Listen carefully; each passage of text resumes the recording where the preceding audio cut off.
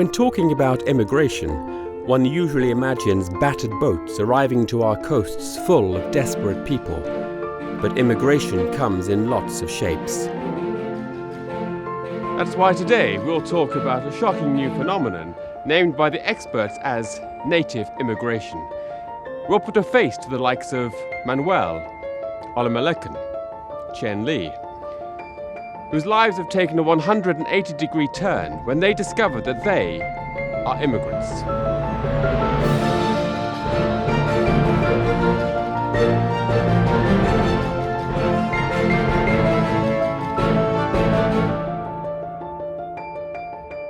Our trip starts in Ireland to meet Chen Lee, who is struggling to come to terms with the fact that she is Chinese.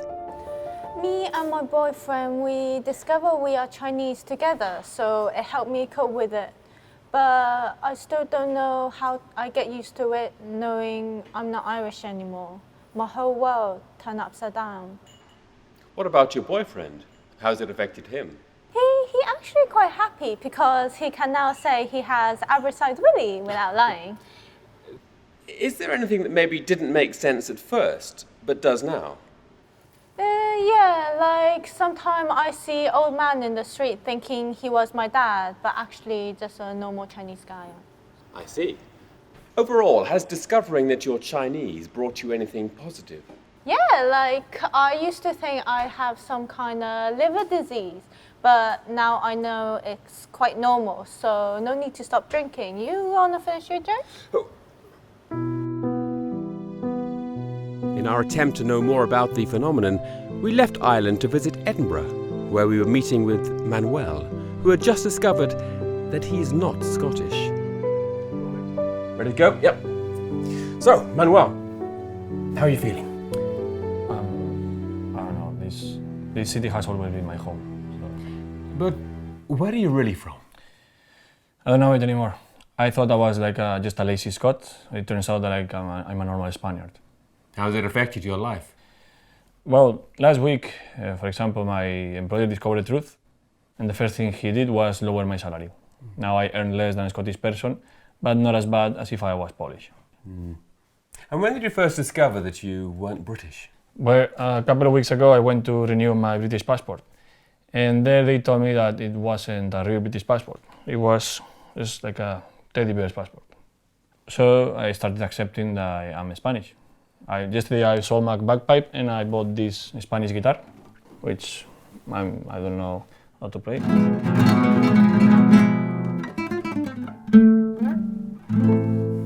I think I'll have to learn now how to play it. This must be really difficult for you after your involvement in the Yes campaign. Oh, yes, because I even bought one of these Catalan flags. Because being pro-Scottish independence, it made sense to support the right to vote and decide. But now that I'm Spanish, I don't feel like that anymore. If they are Spanish, they like it or not. It. This is really going to affect your life, isn't it? Yes, of course it's going to change my life. I mean, I've been going out all my life wearing my kilt, proud of being Scottish. And now that I'm Spanish, I've been playing the fool. Because wearing a skirt if you're Scottish is okay, but if you're Spanish, it's just queer as And for example, these tattoos, I can cover those. But what about this one? But those are temporary tattoos. Yeah, but what if they weren't? But they are. But what if they weren't? No, but they are. Okay, what about this one then? Is that Nessie?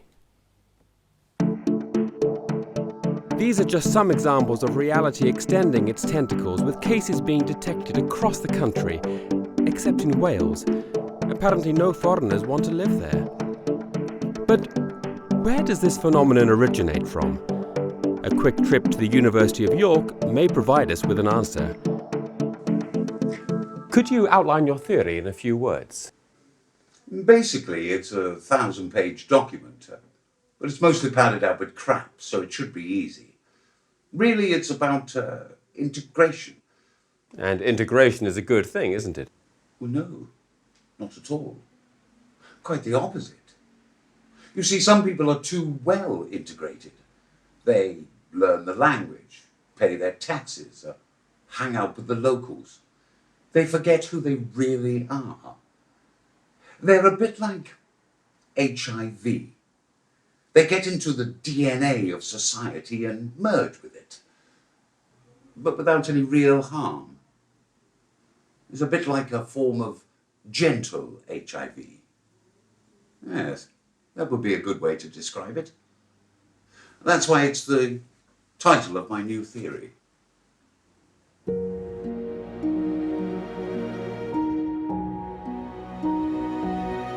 A quick trip to Newcastle uncovers one of the most complex cases to date. There we met with Olamilekan, for whom the discovery was especially hard, as he had always been involved in movements for pro-regulation of immigration. I'm just really confused right now, to be honest. Immigration has always been an issue for you, hasn't it? Yes, and it still is. I've been on a lot of marches against the government policy for letting foreigners into the country. There's no room here. We have no jobs. You know what I mean? And now, I'm black. What am I supposed to do? I'm just trying to start a new life. Learn more about myself. None of my friends from Phuket will ever talk to me again, which I can understand. They didn't react very well to the discovery, did they? No. And who would? They've been sharing the most vicious and battlefield hatred against foreigners with a person that turns out to be from Kenya. Kenya! What a shithole. They can't even speak proper English there. And they have those funny accents. Oh, I don't have money to buy shoes. Oh, I'm friends with crocodiles. I bet they even wear those loincloths there as well. Isn't that a little bit racist? Well, it was racist. I've always been racist. I like it. I mean, I really enjoy it. I've even got this. And now they're taking that away from me. I can't be racist towards black people because I'm one of them. I can say black people's brains are smaller and it would not be racist anymore, which is frustrating. Nothing I say can be racist. Nig. And also, you have to see this. They created a campaign with my face on the poster. I didn't realize this black guy here was me until yesterday. Is this a global phenomenon, or is it only occurring here in the UK? A journey to London promises to answer the question. Well, I'm here on this very wet morning at the Houses of Parliament to meet with Lisa Smith, the government's immigration advisor. Lisa Smith is the person in charge of a new campaign that will be launched in the coming months. My objective is to discover the official position. It turns out that her office is a 10-minute walk from the Parliament. Let me start this interview with a straight question. How serious is the situation, Mrs. Smith? Well, just put it this way. I can only imagine one thing more terrifying than a country invaded by immigrants, and that's discovering that you're one of them. Are there really so many people out there who don't know that they're immigrants? Hundreds, thousands, and that's a huge problem. It's very important that as a society, we help them. And how can the general public do that? It's very easy. Just tell them. If you see an immigrant, just tell them, you are an immigrant, as loudly as possible, in case they're not aware of their situation. But how can I tell if somebody is an immigrant? Sometimes it's very difficult to tell a native and an immigrant apart. We're not that different. I know, and that's why we've created giant billboards with examples of how they look, so the public can identify them in order to inform them. It's all part of our new campaign, the Government Office Helping Organize Multicultural Ethnicity Campaign, also known as GOHOME. Go home? No, GOHOME. We're going to put adverts on TV, and we even have a website where you can take an English language test to see if you are a foreigner or just really thick. And the website is? GOHOME now.eu. GoHomeNow.eu. PROD.EU. No. GOHOME now.eu. We have all sorts of awesome stuff. We have t-shirts, mugs, and badges. And we also have dossiers of information. For example, how to know if you might be Polish. You might be Polish if you can't read this leaflet as it isn't in Polish. You're part of organized crime. Or are you a plumber? I could even show you our skin tone charts. That won't be necessary, thank you. Is the same thing also happening back home in America? What do you mean, back home in America? GOHOME. Government office helping organize multicultural ethnicity.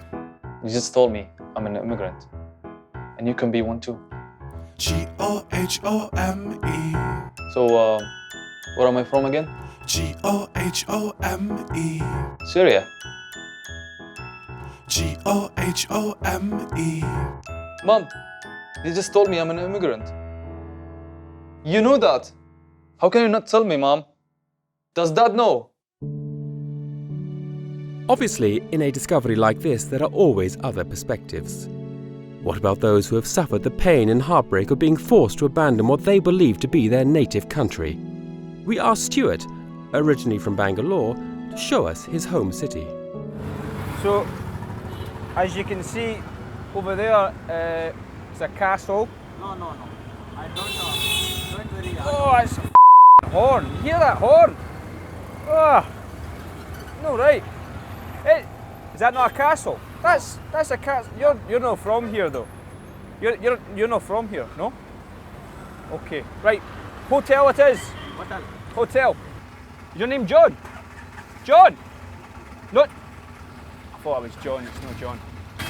Ah, noisy, man. It's always noisy in the city. That's the only thing I don't like about my home city. It's very noisy, you know, very, very noisy. John. John. This one, Anandra Circle. So it is. Aye, grew up here. Anandra Circle. Aye, I grew up here. John.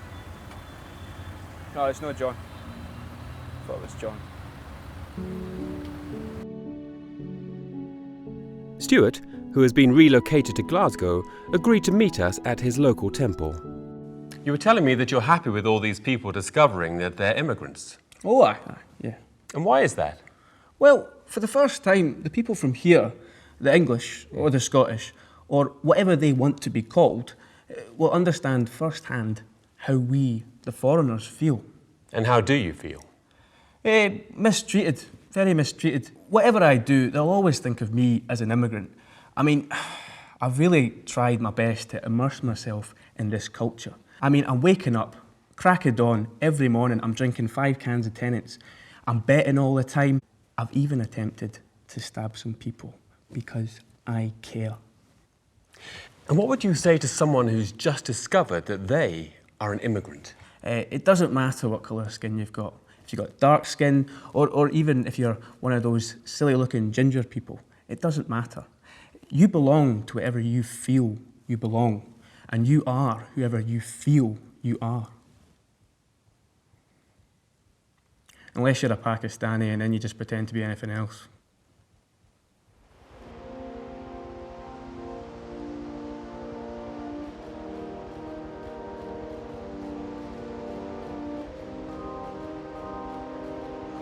Immigration is a complex issue, but sometimes when you feel different, it's because you actually are different.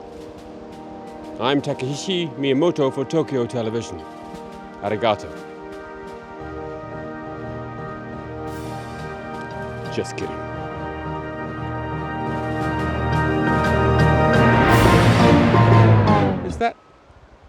Is that Olamilekan?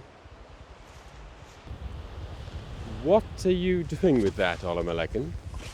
Oh, my former friends from Phuket told me to go back to Kenya, you know. I don't want to steal their jobs, you know, which can happen because between you and me, they're kind of lazy.